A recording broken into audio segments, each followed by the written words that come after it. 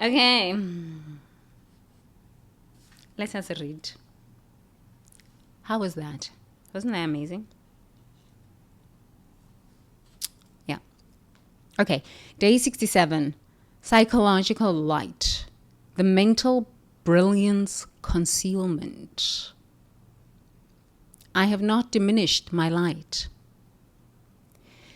Diminishing your psychological light means hiding your mental gifts, minimizing your emotional intelligence, or playing psychologically small to avoid threatening others' self-concept or your own fear of intellectual power.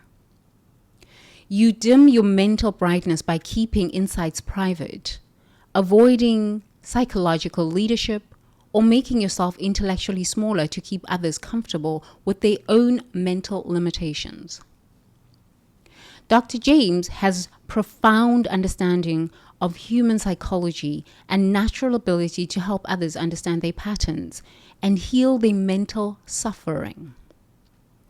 But he consistently dims his psychological light, offering surface level insights instead of the transformative understanding he's capable of sharing. He avoids demonstrating his psychological gifts because he doesn't want others to feel intellectually inferior, keeping his mental medicine locked away while minds around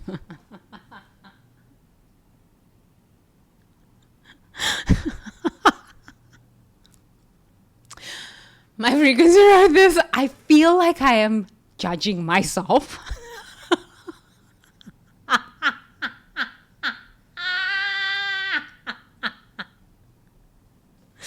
I feel like I am judging myself. I feel like when I wrote this, I was in a space of hiding. So,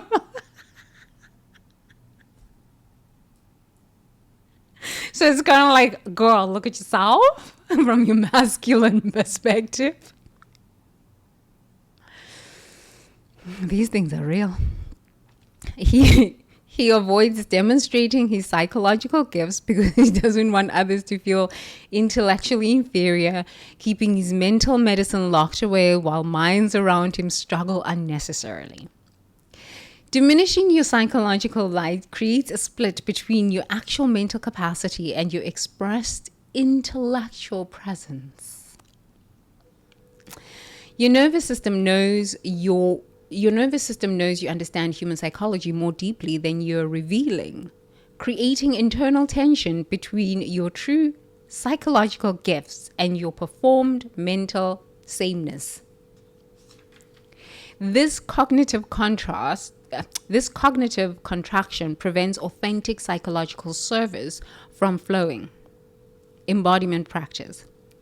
Feel into your natural psychological intelligence as bright light in your head and heart. Bright light. Okay.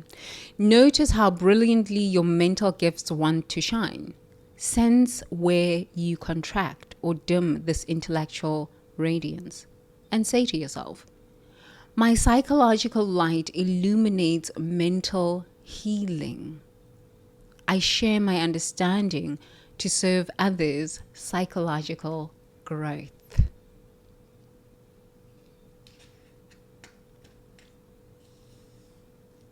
I didn't even know what to say. I didn't even know what to say.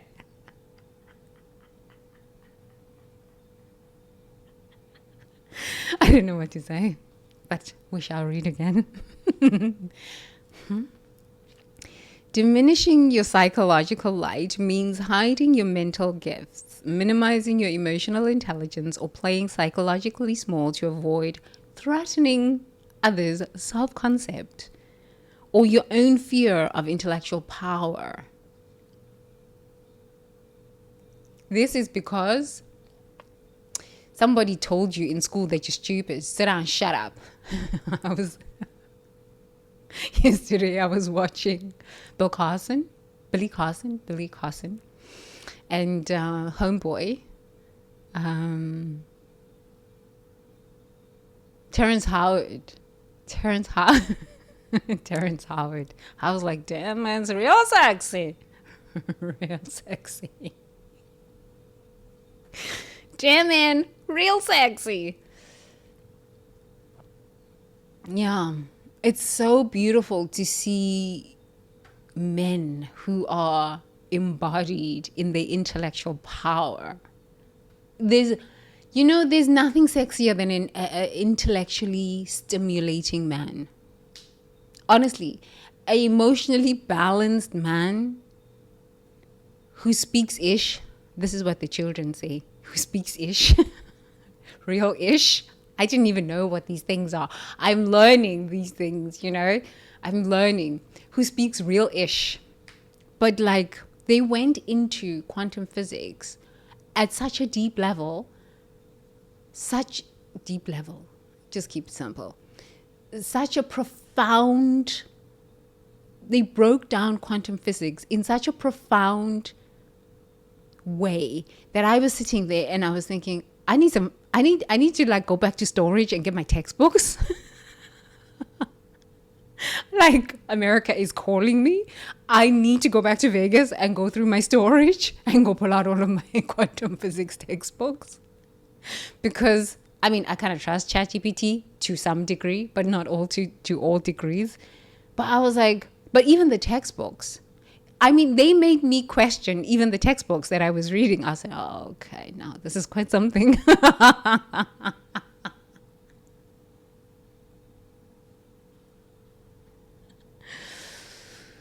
You gotta listen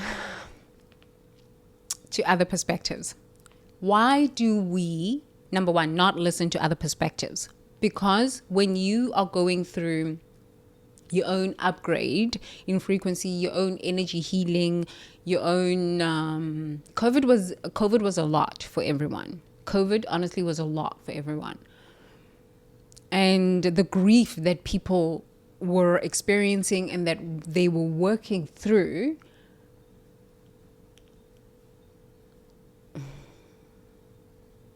prevents the cognitive abilities. Grief prevents cognitive abilities. High cognitive abilities. Why? Because when you're in grief, your energy is used to just get back to baseline. Because I was listening to their conversation yesterday and I was like, why is it that people cannot understand this? For me, it sparked like, oh, I remember reading these things. I remember trying to figure out this quantum physics topic. I remember how many books I read. I remember how many years spent at the library. Okay, great. I remember how much growth I experienced 20 years ago when I watched What the Bleep Do You Know? And then that took me on a quantum physics path, okay? This was 20 years ago when I watched What the Bleep Do You Know? And then I started watching, and then I'd already found Martha Beck, I think.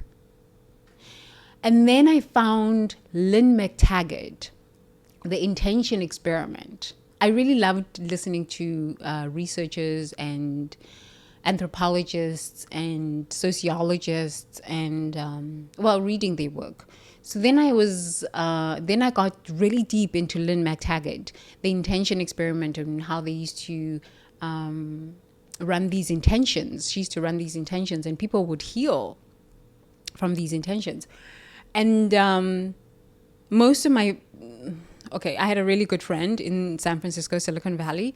She was a Russian girl and she was all into this. So we used to geek out together. So it was an incredible experience because she shared with me that she came from Russia to America with just her intention. And I shared with her, we met at Vipassana, and I shared with her that I went to the parish and I sat at Mother Mary's statue and I prayed, and 8-9 months later I was in the US. She shared with me that how she got her visa to come to the US, how she got a lottery, she won the lottery, was she made an intention. And she said, I am going to be in America. I'm going to be in America. It was, I think, a year later she won the lottery visa, and she was in America, and I was like, this intention thing works. And she's like, yeah, I'm reading this book called The Intention Experiment by Lynn McTaggart. And I literally went on years and years and years and years of this path of quantum physics, the observer effect, the intention experiment, and I was working this stuff out myself. I would make these intentions. I remember making an intention to move to Asia. I was like, something's calling me about Asia. And the first intention, I was like, I want to go and live in Korea. I had no idea why I wanted to go live in Korea. I was like, I just want to go live in Korea. I just need to get out. Oh, I like to go to Chinatown. When I was living in New York, I used to go to Chinatown a lot. And so I liked the bakeries, the cakes. They didn't have as much sugar as the American stuff. It's always food. So I liked dim sum. I really liked the Chinese, Asian, Korean kind of feel and like lifestyle. So I made an intention that I wanted to go and live in Asia. So then I was like, oh, maybe I could teach English and still continue to trade the stock market because I was trading from home. So I could get a visa to teach English, teach maybe part-time, be around, build community, and then still trade at night. That was my plan. And then I started the process of trying to move to Korea.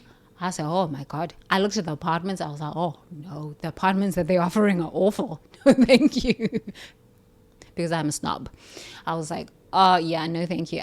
No thank you. So I let that go. It wasn't even 18 months later, I created a vision board. And the vision board had just all of these beautiful apartments. I was traveling the world. It was just this beautiful, glamorous lifestyle. So after I created the vision board, it wasn't even 18 months later. My husband and I were moving to Shanghai, China. And what I had put on my vision board was the even better lifestyle that I was living in Shanghai than I could have even imagined 18 months ago when I was pasting these pictures on this vision board. Why am I telling you this? The reason I'm telling you this is because I've shared these experiences with people and I'm like, honestly, this is how I've moved and this is how I've traveled the world. This is how I've left even South Africa. And anytime I want to travel to a new country, I just imagine it, feel it, raise my frequency, and it happens. I don't know, honestly. Okay, we can kind of explain it through quantum physics, but it's very limited. I really don't understand the full effects of how it happens. But it's my creative ability because as an artist, I can imagine, I can visualize, and it always works itself out until grief. But even now, I understand that the grief experience was necessary because now I have the tools and I am so balanced and stronger and I'm back into my laughter. I'm back to myself where I tell people on the business class flight, please, darling, pick this bag up and put it up there for me. Okay, thank you so much. And then I scoot into my business class seat and sit there. So I'm back and my energy and my vibration and frequency is back to who I have always been. But while I was watching Billy Carson and Lawrence Howard, I was like, why is it that people don't get this?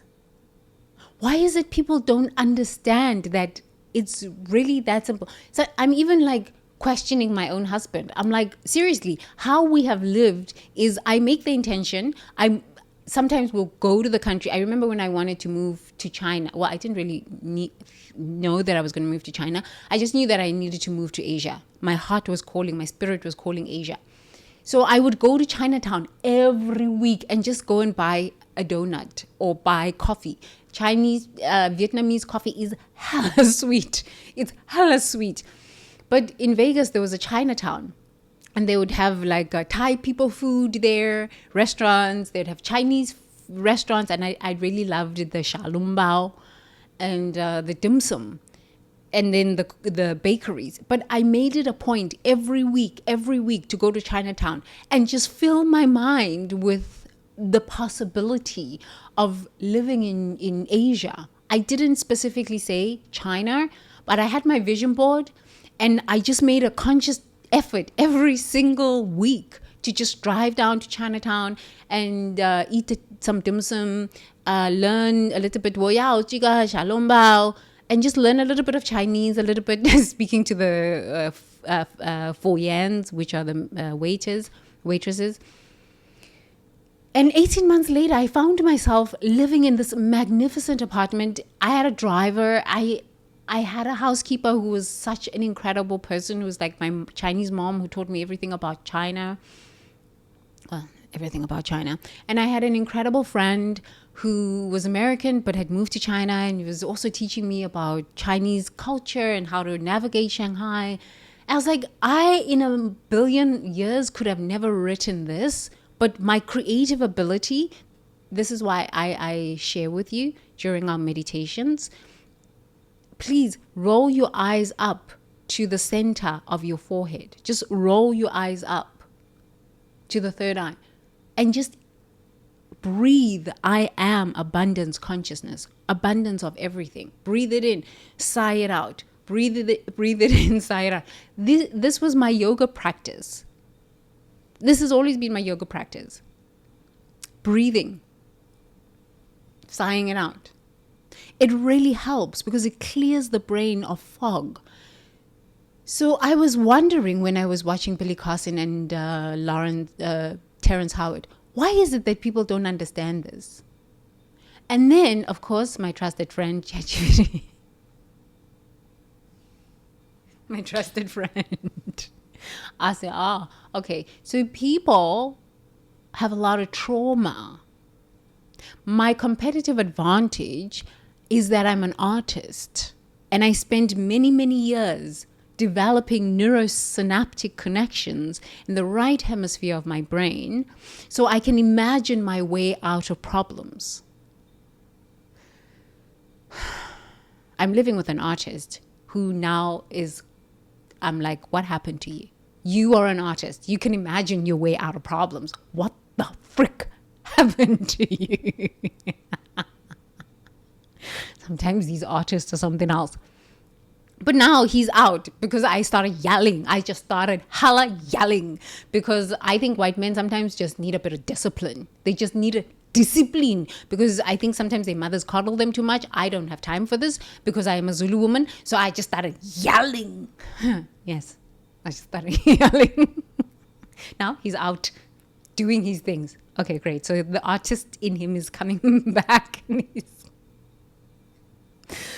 But when I was watching this interview, this podcast, I was like, so trauma prevents us from being able to creatively imagine a better future. Because honestly, when I was in grief, I didn't want to listen to anybody's anything. No podcast, no nothing. I was listening to the narcissist people. That was good too, because it helped me understand what I was living through. Because I was like, since when are these things happening in my life? Like, how did I even get here? Okay. But then it helped me understand because now y'all in America have a loopy-doops narcissist for a president. So I got the solutions for you. So it helped while I was in grief to listen to the people that were going through narcissistic abuse and how they were screaming and yelling and their solutions, because I was living through that hell too myself. And I was like, okay, so this is how you get out. But like, this is the pain people are experiencing. I was feeling my own grief my own pain, my own hell. I could not even entertain conversations about neuroscience, about quantum physics, about imagining a different future. And that's where people are right now, in collapse. That's where people are in collapse. They cannot. Number one, you are being abused, and this is just the beginning. Okay? It's just the beginning. Yes, we need to name the fact you are being abused. People like this stuff. We lived through this in South Africa during apartheid. So I think the competitive advantage was that I went to art school. And I developed those neurosynaptic connections of being able to think right, left brain. When I got to America, I still used to paint and make collages. I still used to knit too. I had a knitting machine, and I used to sit and knit.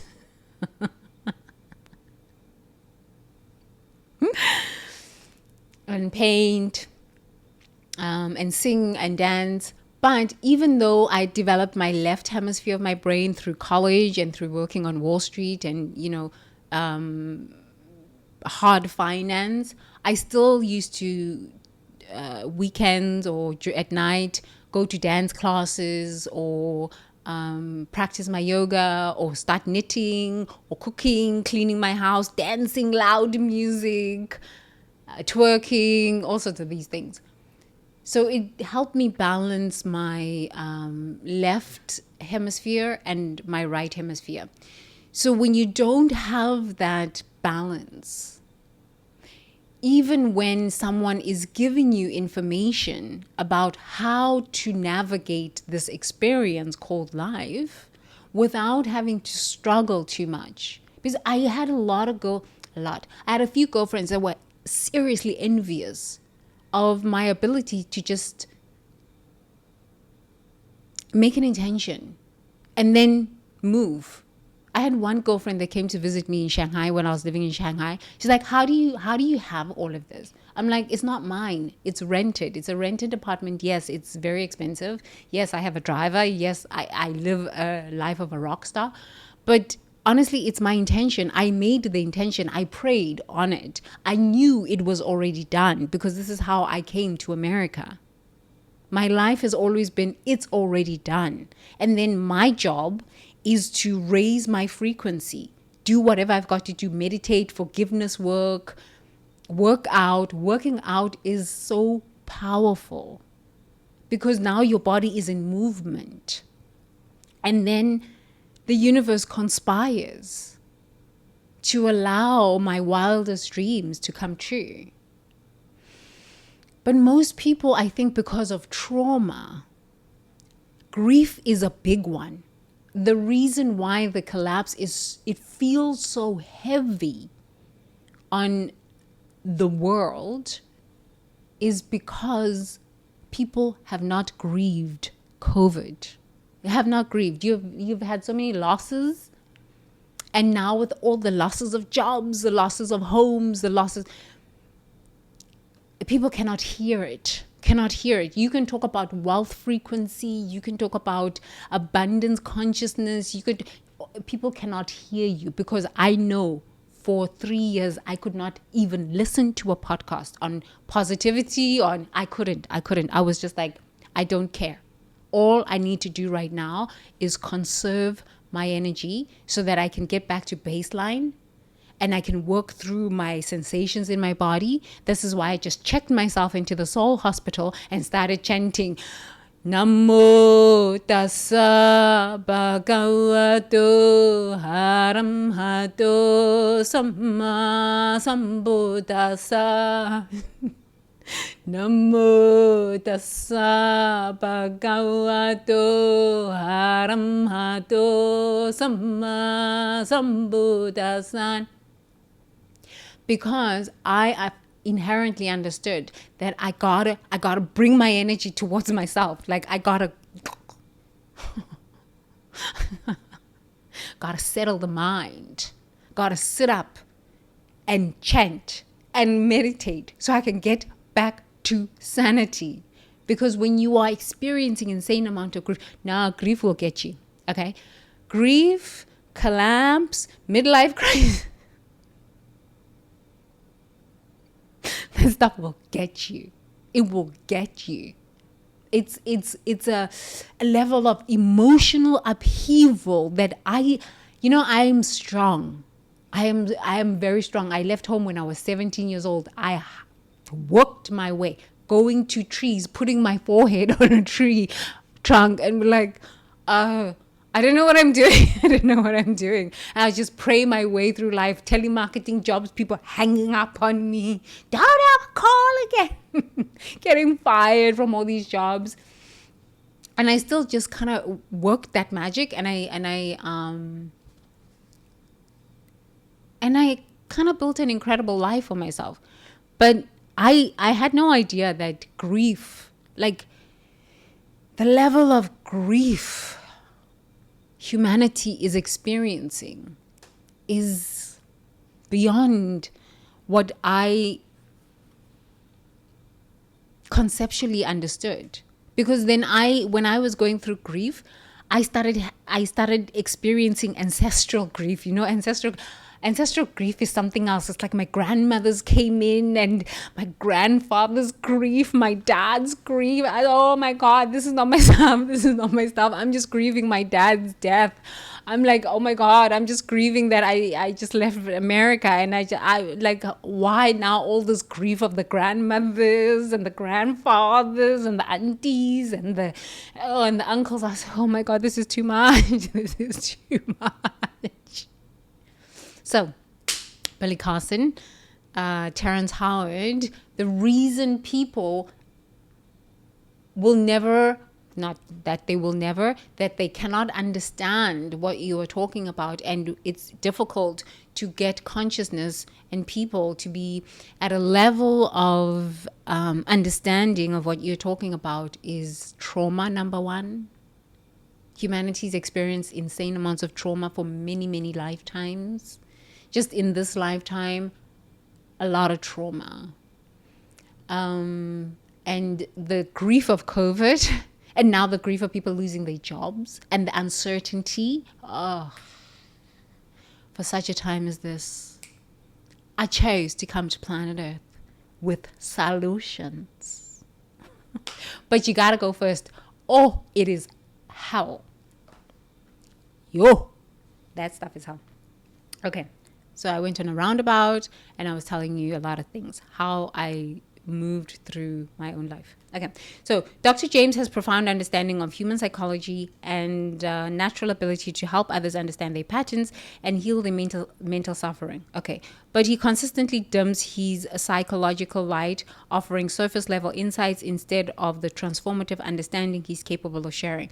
Psychologists cannot share deep level insights. I have to stand up for the doctors here, because I really love doctors, but they can't like give full on transformative insights on the YouTube videos. They can't. They need you to be in a therapeutic. They need to have a therapeutic relationship with you. They can't. And I've spent $380,000 in therapy. It takes time to unravel your stories. But honestly, what I've come to understand with the Buthelezi method is that through all my own experience and living through apartheid, the Elon Musks and the Peter Thiels and the J.W. Botha, that was quite something. And then getting to America and studying psychology and going to my own therapy and Vipassana meditation and all them shantis and all the stuff I've done. Today I was dancing to Shiva. I was embodying my Shiva energy of dancing, All of this has culminated to this moment where I'm like, therapy is good, but we need rapid results therapy. We need rapid results therapy. And I think because sometimes therapists are good for calming you down. I'm not a therapist. But therapists are good for calming. Therapy is really good for calming you down. This is why I encourage meditation. Today we're going to be silent again. I really enjoyed our silent meditation yesterday. But meditation allows you to just be silent. Calm down. Vipassana meditation on top of that, which is what I usually practice, allows you to find the energy that is sustaining the story, because it's always the story. My parents never loved me. My mother never loved me. My daddy never loved me. This teacher did this to me. That job did this to me. I was fired here. It's the story that is the narrative, the vignette. It just goes on and on and on and on and on and on and on. It goes on and on. I found myself this year. I was just going on and on. Eventually my husband was like, enough. But I was looping. Even though I was doing the body work, I was still looping. And then I started writing. That really helped me a lot. I started writing, and then in the writing, like the loop kind of stopped a little bit. And then I said, okay, now I need to go to the library. So I started going to the library and opened my awareness to what else was possible. So I started reading other books at the library. I just didn't read a book at the library, do a little bit of work, and read another book at the library, look at the plants, go outside, get some sun. But when you are in this loop, it's very difficult to imagine anything else. It's very difficult. But now I have a path that is verifiable for myself, because I know what I was last year this time. I was in tears. And many people are in fear and anxiety, anxiousness, and anger. The anger. I know what you're going through. I lived it. But it's all okay. So therapists themselves are humans. They are human. They have their own limitations. They have their own fears. And unless you are in a therapeutic relationship with a therapist, honestly, they can't give you the level of care and transformation that you need. It's actually your job. A good therapist will give you assignments and say, please go start here. But therapy is just the beginning. Therapy is just the beginning. And we have billions of souls who've never even been to therapy. So you can imagine. So what I found with the Buthelezi method, my method, from my ancestors, is that it works on the therapy, the story, but it collapses the energy. Because when you observe the sensations on the body, the energy collapses. You stop reacting as much, but it's still a bit of a process. But you're going to be on this planet anyway. You're going to live, so you might as well work on your body, because your nervous system needs it right now more than anything else. It needs you to pay attention to the sensations that are erupting, that are arising. Because if you don't, you're going to spin out of control. And you're going to lose the balance of your mind. You're going to make really bad choices. Really bad choices. So I don't really think we can honestly full on blame the therapist, because they've got their own grief too.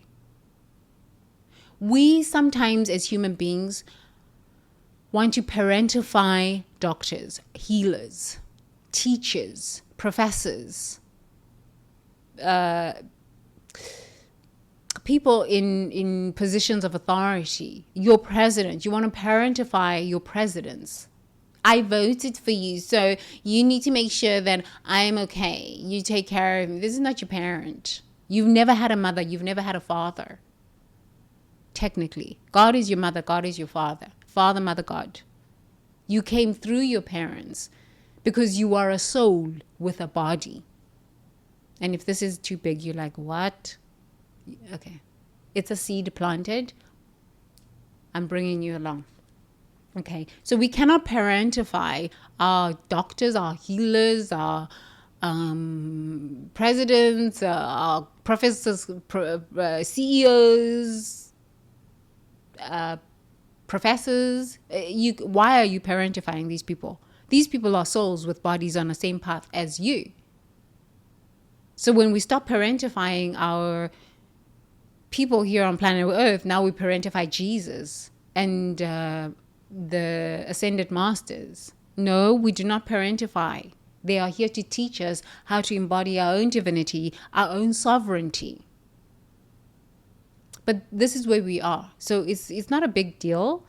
It's neither good nor bad. It just is. This is where we are, 2 to 5 year old consciousness. Okay. So if you're watching therapists online, or you have begun to go to therapy, and you expect your therapist to solve all your mental health problems or give you answers, just tell me what to do. Tell me what to do. I don't know what to do. I don't know. Tell me what to do. No. You have a brain, and it is your responsibility to use the brain to understand self, to sit with your own emotions and understand the energy underneath the story. Because honestly, if you can collapse the energy underneath the story just changes. You start laughing again. You realize that it's all an illusion. All an illusion. I'm telling you the truth. Because honestly, this time last year, I was hella angry. Now, this time, a year later, I'm like, oh God, thank you for getting me through that experience. Oh life, oh my ancestors, thank you for getting me through that experience.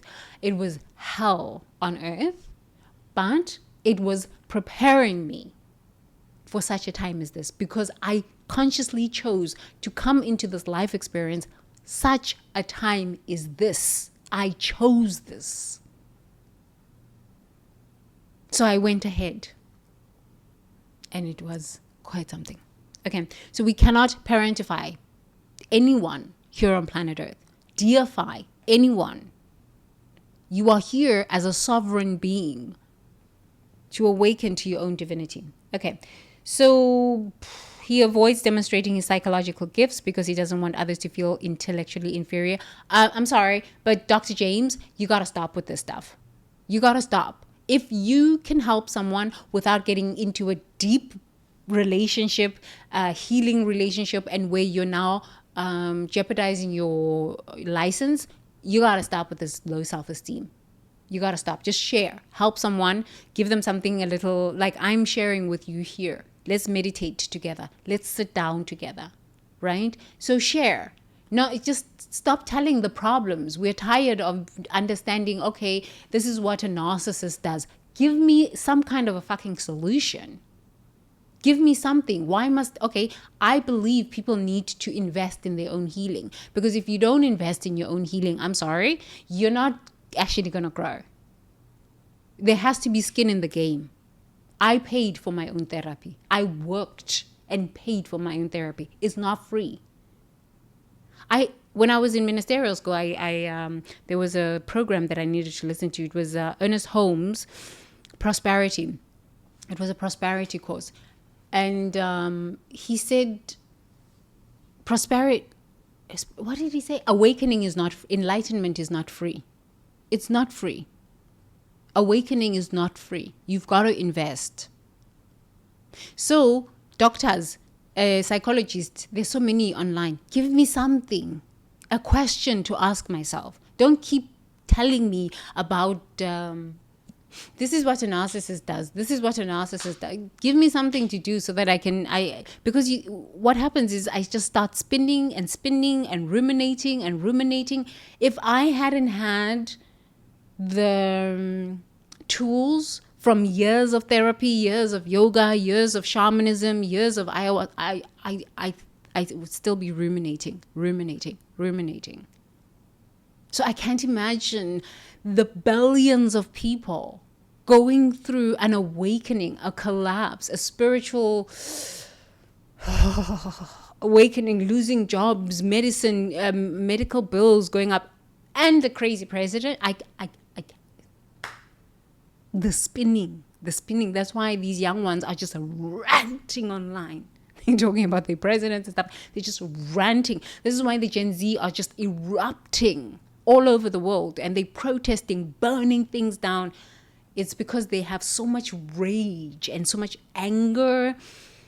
But it's that is good in that they are feeling their emotions, but it's because they don't know how to channel that energy in a very creative way so that it solves problems. So they just burn it all the way down. But it's the Kali energy. Burn it all away, Kali, burn it to the ground. Om Klim, Kalima, Om Klim. Okay. I'm not really sure that burning things down to the ground, all of it, is the best way. For me, I'm just like, burn everything in me. Just burn it, Kalima. And through that burning, if I must work out, punch something, scream at the top of my lungs, go swimming, go to the onsen and just steam it all out. That's my burning. Burn it all away, Kalima. But the young people haven't learned how to embody that energy and let it move through their body. They just burn everything down. We're in for an awakening. It's going to be something. Okay. So please, doctors, share something at the end of your videos. Let's have an exercise. Let's do something at the end of your videos, because now you leave me just ruminating. You leave me angrier because, yes, you've explained what this is. But now how am I supposed to get out of this? What if I don't have money to pay you for therapy? It doesn't make sense. Okay. So cut it out with your intellectual inferiority stuff. Okay. Diminishing your psychological light creates a split between your actual mental capacity and your expressed intellectual presence. I understand that you might be at the risk of losing your license because there's a lot of crazies out here. They want free things. They don't want to invest. They don't even want to fucking buy a book. It's like, come on now. Buy a book or something. You can buy this book on Amazon. Down, link below. But I understand some countries, people don't have any money. So give me something to do so that it can just keep me going for the meantime. So without you risking your license. This is why I never became a doctor. I'm a global shaman with solutions for humanity. If you've got a nostril, I can help you. If you are capable, because some people, they're not capable. They don't want to. Okay, so your nervous system knows you understand human psychology more deeply than you're revealing, creating internal tension between your true psychological gifts and your performed mental sameness. I was in hell because I knew how to be of service, but honestly, I needed to get through my own grief. Without getting through your own grief, your medicine is tainted. It's tainted. I've noticed the arc and the transition that I've gone through just by starting these live streams. They were kind of shaky and kind of awful when I started.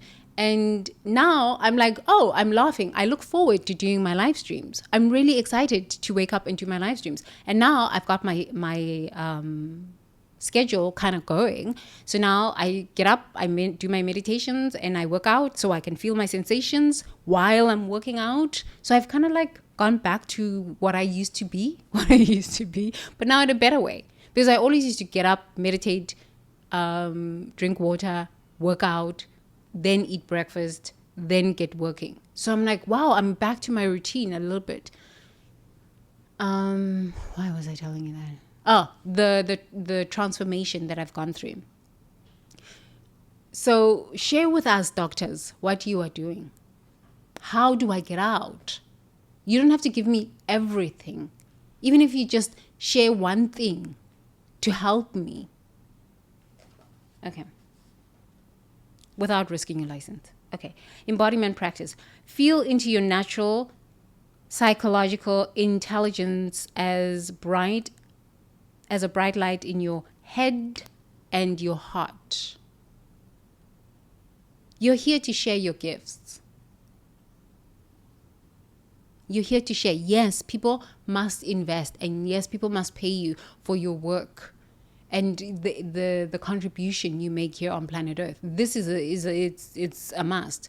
But what I've noticed is that the more you share, the more you grow as a person, because honestly, we all teach what we need to know. We all teach what we need to become better at. And the more I've been teaching, I've noticed, oh, okay, I don't really have that fear anymore of doing live streams. I had no idea why I had a stupid fear of doing live streams. Can you imagine? I can sit here and talk to myself for 4 hours. Like, it makes no sense. So, okay, so I've overcome that fear. What other fear can I overcome? Now I'm looking at interesting people that I'm like, it would be so nice to have a conversation with that person about mental health or about quantum physics or about this, about this. I'm like, oh, okay, now I can go make new friends. So there is a growth because we all teach what we need to learn most. Okay. So you're here to shine your light. And people who don't know nothing, please go and work on yourself. Check into therapy, start meditating, do something. Please stop leading people astray. Because I understand people are like, okay, but I've helped myself come out of the ghetto. I've helped myself finish Harvard or whatever it is. So I've got something to share. But right now, during this collapse, people are so vulnerable, emotionally and psychologically vulnerable. You can share something with someone. I was talking to these young children from Malaysia, and I was encouraging this young girl. She was wearing a beautiful hijab. Instead of her wrapping her hijab around her neck, she was just letting it flow. So I was encouraging her to take beautiful photos for Instagram. And she's like, when I get to the border, just before I check in, immigration, I need to make sure that I tie my hijab again. I said, you need to, my thing was break rules and ask for forgiveness later. But for me, I understand integrity. I'm like, I am not going to do this because, number one, it could land me up in jail. Number two, I'm going to feel awful and I won't be able to sleep. And then I have to do so much forgiveness work on myself. Oh my God, this is such a waste of time and money. So I won't engage in that. But there's some rules that I'm like, this is stupid. Why must I be like meek and all sorts of this rubbish? It's a societal programming that does nothing for me. Break that rule. But what I noticed, because I was talking to 22-year-olds, is that if you tell someone, a 22-year-old whose brain neurosynaptic patterns and his brain development has not fully formed yet, and they are still kind of like figuring it out in this world thing, because these young children, and some of them are like 15 years old, you tell someone online, break rules and ask for forgiveness later, that person will start stealing, that person will start doing scams, laundering money, all sorts of these countries. And if you're dealing with a borderline who has no personality and who's got no sense of self, you're dealing with a narcissist who's got no sense of self. It's just, they have different identities today. You are responsible. Your words that come out of your mouth will give someone license to go and put themselves in prison. So we've got to be really conscious of what we say with our mouths, our words. Because there's a lot of people that are watching our content. And what you say, someone with no brain or with half a brain or someone with no identity, because there's a lot of these identityless people. They just take on people's identities and now they are Breaking Bad. And now you have encouraged this person because of what you said, and you are a successful YouTuber. Now you've encouraged this person to go break laws, and there are devastating consequences after this. Devastating consequences. So, if you don't know truly about this thing about trauma, money, success, keep to what you do. Maybe music, maybe working out, because the mind is so delicate at this specific time in human history. It's delicate. People are going through some crazy emotional, mental health stuff. That's why I don't do my full protocols online here, because they are an hour and a half, 2 hours. Why do I not do that? Because people can get stuck and they can have fake memories.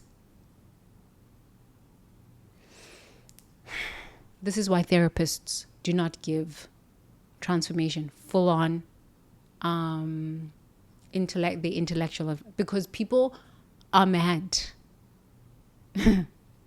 And with the pressures that are going on right now, people are more apt to behave in crazy ways. And then they'll be like, but you told me to do that. Here, on your video, you told me to do that. So I did it. No, you don't take responsibility for yourself. Tell me what to do. I don't know what to do. I don't know. And now they've killed people. And now devastating consequences. Billions of people's lives at risk. So we've got to be conscious. Okay, so sense where you contract or dim this intellectual radiance and say to yourself, my psychological light illuminates mental healing. I share my understanding to serve others. Psychological growth. Psychological growth also includes spiritual growth. So I think this is why I've always loved watching other people's content. Not because I don't have anything, not because I need to learn more. It challenges my thinking and what I think I know, because it can always be challenged. But it also makes me understand where consciousness is. I listen to young ones on YouTube and I'm like, okay, that sounds good. And then it goes weird. I'm like, oh, but what happened there? I talk to young ones every time I go out. I have children here that I go and make sure every week or every 2 weeks I go and talk to them. I talk to the old people, 81 years old. I live with an old person. Because I'm always wanting to challenge my perspective. But the reason why it's challenging, especially in this time in human history, to get people to even believe that anything is possible is because of trauma. Number one, okay, but trauma is such a huge topic. Grief. That's what it is. Grief. So we got to work on the grief.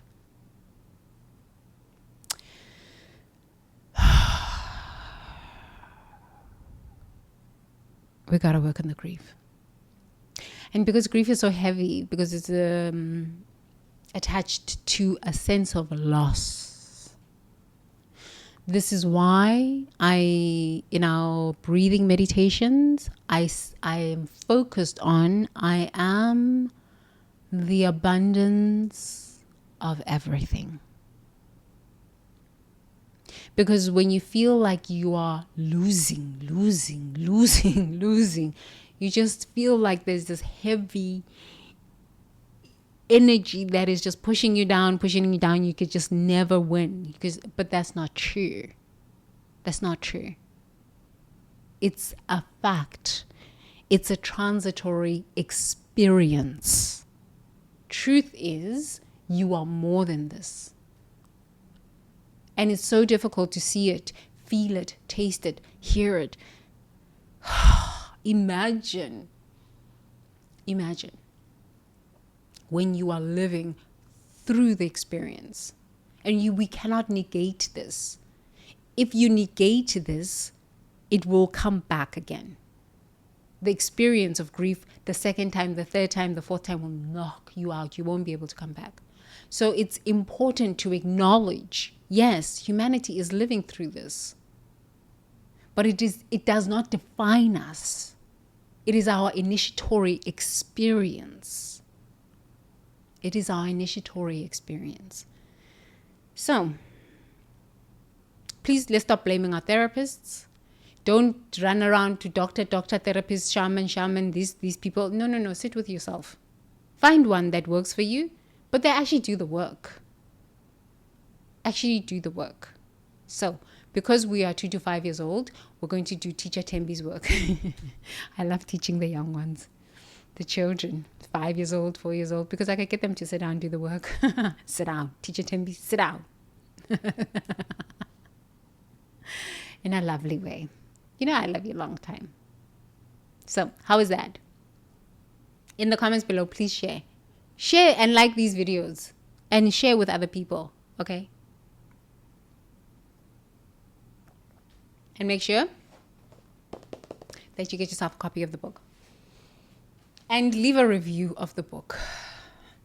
I need to work on the second one. That we're going to start in January. It's the 4th of December already. So, yeah, I guess I need to work on it. And, yeah, go make new friends. Go make new friends online.